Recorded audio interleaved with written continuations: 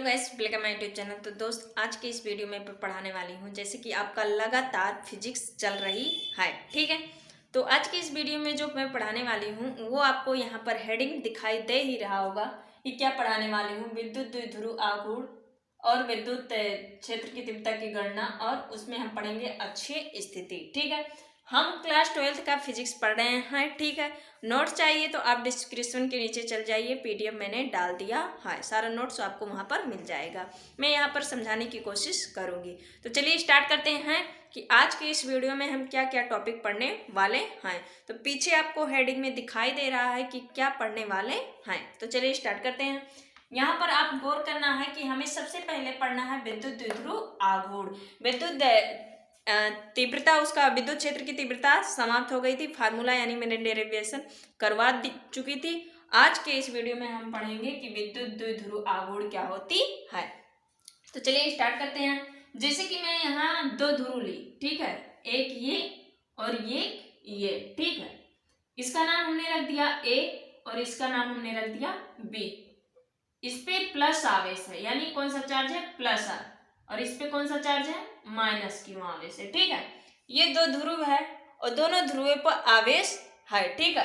अब यहाँ इन दोनों ध्रुवों के बीच की दूरी जो हमने मान लिया वो माना हमने 2l, या 2a मान लीजिए या 2l मान लीजिए, आप कुछ भी मान सकते हैं, ठीक है। तो हमने दो ध्रुवों के बीच की दूरी हमने क्या ले लिया, 2l ले लिया, ठीक है। अब यहाँ गौर करना, इसी फिगर के माध्यम से मैं ये कथन लिखवाऊंगी। कैसे कि मैंने दो ध्रुव लिया, यानी दो ध्रुव लिया, एक का नाम ए और एक का नाम बी है। एक पर प्लस चार्ज है, एक पर माइनस चार्ज है। दोनों के बीच की दूरी क्या है, 2l है, ठीक है। तो विद्युत द्विध्रुव मतलब इसको किससे प्रेजेंट करते हैं, P से प्रेजेंट करते हैं, ठीक है। तो P इक्वल्स क्या होगा आपका, Q इंटू 2l, ठीक है। यानी इसको इसका फार्मूला हम कह सकते हैं, जब इसका गुणा करेंगे तो 2QL हो जाएगा, ठीक है। 2QL इसका यही फार्मूला हो जाएगा। विद्युत द्विध्रुव का फार्मूला क्या होगा, P बराबर 2QL, ठीक है। क्यों क्या है, एक आवेश है, इस पे दो आवेश है ना, लेकिन बट यहाँ पर मैंने एक ही आवेश लिया है, ठीक है। यानी एक या दो ध्रुवों में उपस्थित एक आवेश तथा उनकी दूरी के गुणनफल को ही विद्युत द्विध्रुव आघूर्ण कहते हैं।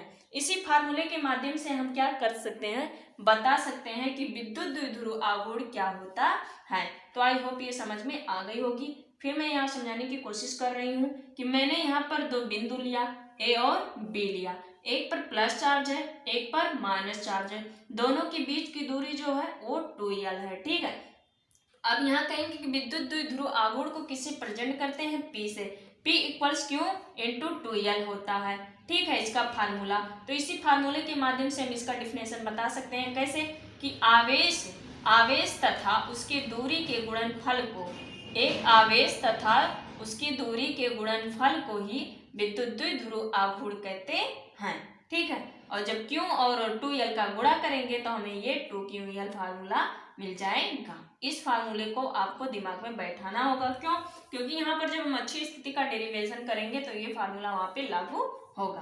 तो ये इसका डिफिनेशन मुझे यहाँ लिखाने की जरूरत पड़ी, बिल्कुल नहीं पड़ी, आपको याद हो गया होगा, ठीक। और पीडीएफ में डिस्क्रिप्शन में डाल दूंगी, वहां से हम नोट बना सकते हो। तो द्विध्रुव यहाँ पर आपको आ ही गई होगी। नेक्स्ट चलते हैं कि विद्युत क्षेत्र की गणना में क्या क्या पढ़ने वाले हैं। तो सबसे पहले अक्षीय स्थिति। तो इसको यहाँ पर हमने बगल में हम इसका फार्मूला विद्युत द्विध्रुव आघूर्ण का यहाँ पर फार्मूला लिख देते हैं कि P इक्वल्स 2QL, ठीक है। ये आपको यहीं पर लिखना होगा। नेक्स्ट चलते हैं अक्षीय स्थिति, जो कि एग्जाम में 100% पूछी जाती है। दो ऑप्शन दी जाती है, एक निरक्षीय स्थिति होता है, एक अक्षीय स्थिति होता है।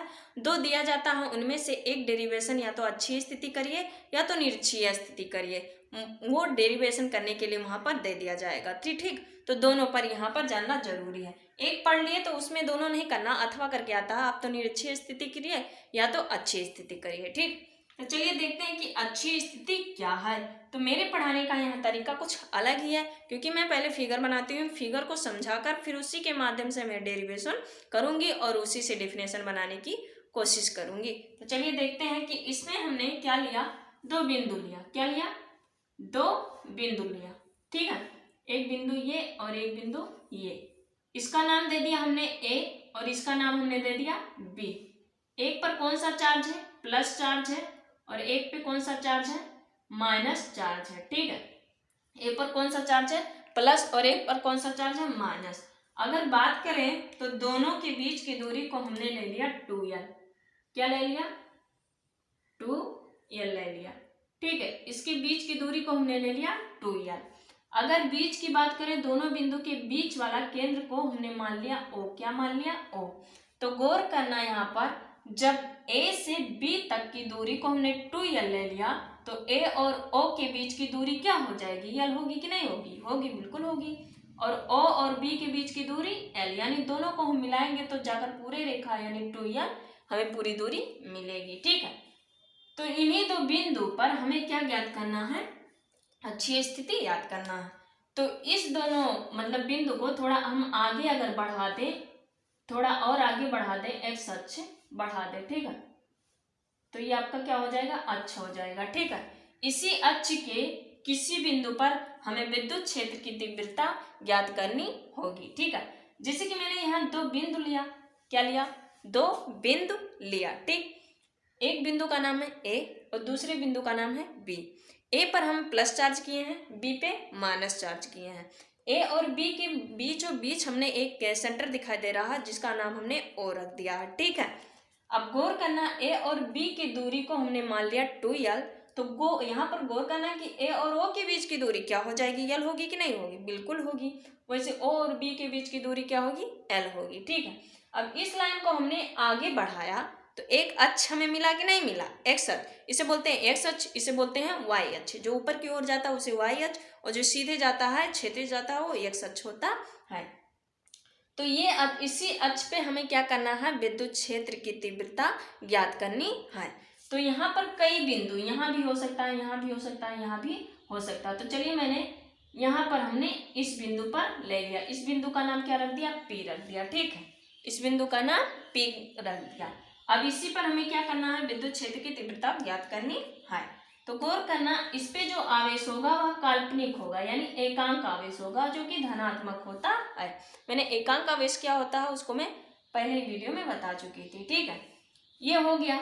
अब यहाँ गौर करना कि ये प्लस है और इस पे माइनस चार्ज है, यानी O वाले पे जो ये B वाला दिखाई दे रहा है उस पे जो आवेश है माइनस चार्ज है कि नहीं है, और इस पे प्लस चार्ज है। तो ये दोनों एक दूसरे को क्या करेंगे, पास खींचेंगे ना, खींचेंगे, बिल्कुल खींचेंगे।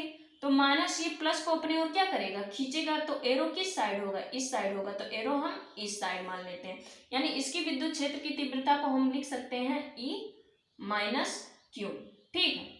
क्योंकि माइनस ये प्लस को अपने ओर क्या करता है, आकर्षित करता है। अब B और P के बीच की विद्युत क्षेत्र की तीव्रता हमने ज्ञात किया, मतलब लिखा कि नहीं लिखा, लिखा। अभी ये चलते हैं ए वाला। ए पर कौन सा चार्ज है, प्लस, और बी पे कौन सा चार्ज है, प्लस। तो प्लस प्लस है तो एक दूसरे को क्या करेंगे, प्रतिकर्षित करेंगे। तो इसका एरो दूर भगाएगा तो इसका एरो किस साइड हो जाएगा, इस साइड होगा। तो इसे हम मान सकते हैं E प्लस क्यू, यानी ये होगा। यानी हम कह सकते हैं कि जो बी और पी की विद्युत क्षेत्र की तीव्रता हो उसको हमने E माइनस क्यू माना, ओके। और जो P और ए के बीच के विद्युत क्षेत्र की तीव्रता है वो उसको हमने क्या माना, E प्लस क्यू माना, ठीक। उसके बाद यहाँ देखेंगे, अब दूरी की बारी है कि किसके बीच की क्या दूरी है। ये दूरी तो हमने लिख दिया। अब P और O के बीच की दूरी को हम ले चले यहाँ पर, तो हम लिख सकते हैं कि P और O के बीच की दूरी को हमने मान लिया R। क्या मान लिया, R मान लिया, ठीक। इसका दूरी हमने ये मान लिया, माना कि नहीं माना, माना। तो गौर करना बाबू, यहाँ पे जो O और P के बीच की दूरी R है तो B और Q के बीच की दूरी क्या हो जाएगी, यानी B और P के बीच की दूरी क्या हो जाएगी, तो R माइनस क्या हो जाएगा, L हो जाएगा। क्या हो जाएगा, R माइनस L हो जाएगा। कैसे, यहाँ गौर करना, O और B के बीच की दूरी L है और O और P के बीच की दूरी R है। तो इसमें से इसको घटा देंगे तभी हमें टोटल क्या मिलेगी, दूरी पता चल जाएगी। अभी इसका पता हो गया। अब यहाँ से यहाँ इसकी पता, अब यहाँ पर इसकी दूरी यानी P से लेकर और एक की दूरी क्या होगी। तो गौर करना, यहाँ पर L है और पूरी दूरी हमने क्या माना है, R माना। क्या माना है, R माना है। तो पूरी दूरी आपकी R होगी, तो R लिख दिए, ठीक। और L और जोड़ दिए, तो जोड़ने का मतलब प्लस करेंगे कि नहीं करेंगे, तो इसकी दूरी ये होगी। यानी सभी का हमने विद्युत क्षेत्र भी यहाँ फिगर को ही समझना है, तभी डेरिवेशन आप कर सकते हैं, वरना बिल्कुल नहीं कर सकते हैं। चलिए एक बार और समझाने की कोशिश की। मैंने दो बिंदु लिया A और B, एक पर प्लस चार्ज रखा, एक पर माइनस चार्ज रखा। दोनों के बीच की दूरी को हमने 2L माना और बीच में हमने केंद्र O माना। यदि A और B की दूरी 2L है तो A और O के बीच की दूरी L होगा और O और B के बीच की दूरी L होगा। अगर हम A B की रेखा को और आगे बढ़ाते हैं तो हमें एक अक्ष प्राप्त होता है जिसे हम एक्स अक्ष बोलते हैं। उसी अक्ष के किसी बिंदु पर हमें विद्युत की क्षेत्र की तीव्रता ज्ञात करनी है। तो बिंदु बहुत सारे हैं, एक बिंदु हमने P ले लिया। P पर कौन सा चार्ज है, एकांक आवेश है। अब एकांक आवेश ये प्लस है और ये भी माइनस है, तो प्लस और माइनस के बीच क्या होगा, आकर्षण होगा, यानी माइनस प्लस अपने ओर क्या करेगा, आकर्षित करेगा। तो ये इसकी विद्युत क्षेत्र की तीव्रता E माइनस क्यू हमने मान लिया, ठीक। उसके बाद देखते हैं कि ये भी प्लस और ये भी प्लस, तो एक दूरी को प्रतिकर्षित करेंगे, यानी एरो किस साइड जाएगा, उस साइड जाएगा। तो इसको हमने मान लिया विद्युत क्षेत्र की U प्लस क्यू मान लिया। अब बात है दूरी की, तो O और P के बीच की दूरी को हमने R माना। तो B और P के बीच की दूरी क्या हो जाएगी, R माइनस L हो जाएगी। इसलिए क्योंकि पूरी दूरी R है और इन दोनों के बीच में L है, तो ये आगे है तो क्या हो जाएगा, घट जाएगा, ठीक। अब B और P की भी दूरी पता हो गई। अब B, P और A के बीच की दूरी पता करना है, तो टोटल दूरी R है और L जोड़ देंगे तो R प्लस L, यानी A और P के बीच की दूरी R प्लस L हो जाएगी, ठीक है। अब चलिए सबसे पहले डेरिवेशन करते हैं। यहाँ लिखेंगे माना कि पहले इसका निकालते हैं, ठीक है, B और P का विद्युत क्षेत्र की तीव्रता, ठीक है, यानी E माइनस क्यू। अब विद्युत क्षेत्र की तीव्रता का फार्मूला क्या था, हमने पढ़ाया था 1/4 पाई एप्सिलॉन नॉट इंटू, उसके बाद क्या था, क्यू, ठीक है, क्यू था और क्यू R स्क्वायर था, ठीक। अब R की जगह पे हमें दूरी लिखना, तो 1/4 pi epsilon not into Q, और R की जगह पे हमें क्या लेना, R माइनस L लेना है, उस पे पावर चढ़ा देनी है, ठीक है। इसको मान लेते हैं समीकरण 1 और गौर करना, इसको समीकरण क्या मान लेते हैं, 1 मान लेते हैं। किसकी विद्युत क्षेत्र की तीव्रता है, ये B और P के बीच की है, ठीक है। इसको समीकरण 1 मान लेते हैं। नेक्स्ट चलते हैं दूसरा, यानी क्यू E प्लस क्यू का निकालने, तो इसका भी वही फार्मूला होगा, सिर्फ यहाँ पर दूरी ही चेंज होगी, इसमें भी एकांक आवेश रहता है, ठीक है। उसके बाद R स्क्वायर है ना, तो इसकी दूरी हमने क्या ली थी, R प्लस L ली थी और इस पे पावर हमने चढ़ा दिया, यानी समीकरण ये क्या हो गया, 2 हो गई, ठीक, समीकरण 2 हो गई। तो यहाँ पर हम लिखेंगे समीकरण 1 माइनस समीकरण 2, यानी 1 में से 2 को क्या घटाएंगे। अब यहाँ गौर करना, कंफ्यूजन होगा, इसमें से इसको घटाएं कि इसमें से इसको घटाएं। प्लस वाला हमेशा बड़ा होता है, बट यहाँ पर कंफ्यूजन है, प्लस वाले में माइनस वाले में से ही प्लस को घटाएंगे। क्यों, क्योंकि गौर करना, यहाँ माइनस वाला जो है इस बिंदु के सबसे नजदीक है, इसलिए इसका बल सबसे ज्यादा लगेगा, ठीक है, और ये दूर है तो ये कम ही खींच पाएगा, तो इसलिए हम माइनस में से ही प्लस को घटाएंगे। तो पहला यानी E माइनस लिखेंगे, E minus Q minus plus Q, ठीक है। अब इसका यहाँ वैल्यू हमने रखा, हमें विद्युत क्षेत्र की तीव्रता ज्ञात करनी है, तो E हमने अच्छी स्थिति ज्ञात करनी है, अच्छी स्थिति की विद्युत क्षेत्र की तीव्रता तो ही ज्ञात करनी है, तो इसे E से प्रेजेंट किए। अब E का वैल्यू यहाँ पर लाकर रख दीजिए, E माइनस का वैल्यू क्या था, यही तो था, तो इसमें से इसको घटाएंगे, तो यहाँ में गौर करना, ये भी कॉमन और क्यू भी कॉमन, तो जो कॉमन है, जो सेम है, उसको क्या कर देंगे, बाहर कर देंगे, तो ये दोनों क्या हो जाएंगे, कोष्टक के बाहर हो जाएंगे, और दूरी क्या हो जाएगी, क्योंकि अलग अलग एक प्लस एक माइनस है तो ये अंदर हो जाएगी, यानी 1/r माइनस एल पे पावर 2, फिर -1/r प्लस एल पे पावर 2, ये कोष्टक में हो जाएंगे। ठीक है, अब आगे चलते हैं। आगे क्या कह रहा है कि इसका क्या कर लेंगे, गुणा, तिरछा गुणा करेंगे, यानी एलसीएम निकालो या डायरेक्टली कर दो। तो मैं यहाँ पर निकाल रही हूँ कि E = 1/4πε0 इंटू क्यू। अगर इसकी हम गुणा यहाँ से करें तो क्या हो जाएगा, r प्लस एल पे पावर 2। ठीक है, फिर -r माइनस एल पे पावर 2, और नीचे क्या हो जाएगा, इन दोनों का गुणा हो जाएगा, इन दोनों का गुणा हो जाएगा। तो लिख सकते हैं r माइनस एल।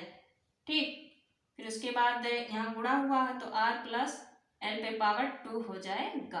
ठीक, अब ये जो आपको दिखाई दे रहा है एक फार्मूला होता है a प्लस बी पे पावर 2 और a माइनस बी पे पावर 2, यानी इसका फार्मूला होता है 4ab। तो यही फार्मूला क्या यहाँ आपको दिखाई दे रहा है कि नहीं दिखाई दे रहा, तो इसकी जगह पर हम क्या लिख सकते हैं, 4ab।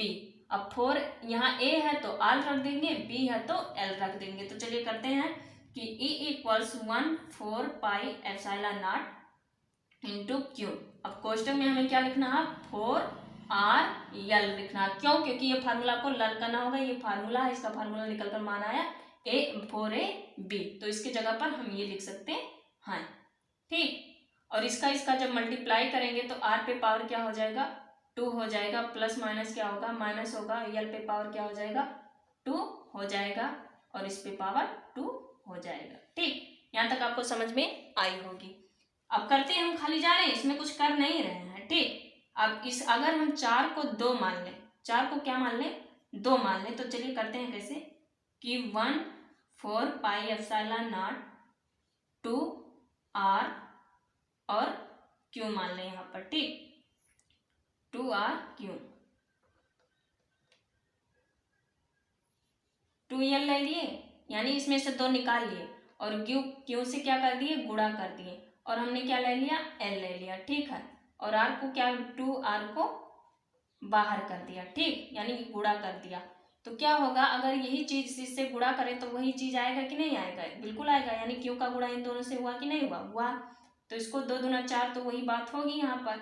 अब नीचे वही लिख देंगे, r पे पावर 4 हो जाएगा, r पे यानी 2 दूना कितना हो जाएगा, 4 हो जाएगा। और इस चीज को हमने नगण्य माना, क्यों, क्योंकि हम जानते हैं कि जब दूरी इससे कम होगी तो उसका मान क्या होता है, 0 होता है। ठीक है, नगण्य होता है, यानी ये इससे क्या है, अधिक है, तो इसी को लेंगे। यदि दूरी इससे अधिक है तो इसी को सिर्फ लेंगे, इसको नहीं लेंगे, तो इस 2 दूना कितना हो जाएगा, 4 हो जाएगा। अब ये वाला रूप आप लोग देख रहे हो 2ql, 2ql, यानी 2ql को हम क्या लिख सकते हैं, p लिख सकते हैं। 2ql को क्या लिख सकते हैं, p लिख सकते हैं। तो ये हो जाएगा 1/4πε0 इंटू, इसके जगह पर p रख सकते हैं। ठीक है, p रख दिए, उसके बाद क्या हुआ, गुणे 2r हो गया। ठीक, और नीचे क्या है, r पे पावर 4 है। ठीक, ये हुआ कि नहीं हुआ ना, इस पे ये हुआ, यानी 2 दूना 4 हुआ। इनमें से यदि हम इसको एक r को काट दे, 2r है तो एक r को काट दे तो क्या हो जाएगा, इसका मान 1/4πε0 2p, और क्या हो जाएगा, एक r से एक r कट जाएगा तो यहाँ पर r³ हो जाएगा। यही अच्छी स्थिति का फार्मूला होता है। डायरेक्टली फार्मूला तो हमारा यही निकल गया था। ठीक, इसका असली जो फार्मूला है यहीं पर हमें मिल गया था।